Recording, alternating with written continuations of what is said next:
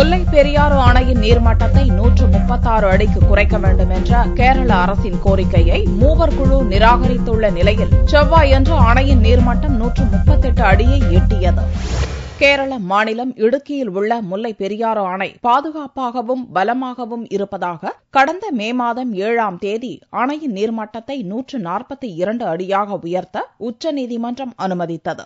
ஒவ்வொரு மாதமும் அணையின் பாதுகாப்பு மற்றும் பராமரிப்பு பணிகளை ஆய்வு செய்வதற்காக மத்திய நீர்வள ஆணைய பிரதிநிதி நாதன் தலைமையிலான 3 பேர் கொண்ட குழுவையும் நீதிமன்றம் அமைத்தது. இந்நிலையில் தற்போது அணையின் நீர்பிடிப்பு பகுதியில் பெய்து வரும் கனமழையால் அணையின் நீர்மட்டம் மளமள உயர்ந்து வருகிறது. அணையில் 142 அடிக்கு நீரை தேக்க முடியாது என்றும் 7 மற்றும் 13வது ஷட்டர் பகுதி பழுதடைந்துள்ளதால் நீர்மட்டத்தை 136 அடியாக குறைக்க வேண்டும் என்று கேரள அரசு மூவர் குழுவிடம் கோரிக்கை விடுத்தது. மூவர் குழுவினர் திங்களன்று அணையின் 13 ஷட்டர்கள் பிரதான அணை மற்றும் கதவணைகளை பார்வையிட்டனர். 7வது ஷட்டர் பலமாக உள்ளதாகவும் 13வது ஷட்டரில் உள்ள சிறிய பழுது விரைவில் சரி செய்யப்படும் என்றும் குழு தலைவர் நாதன் தெரிவித்தார். கேரள அரசு விடுத்த கோரிக்கையை நிராகரித்த மூவர் குழுவினர் அணையின் நீர்மட்டம் ஒரே நாளில் 2 அடி உயர்ந்தால் தண்ணீரை குறைக்க நடவடிக்கை எடுக்கப்படும் என்றனர்.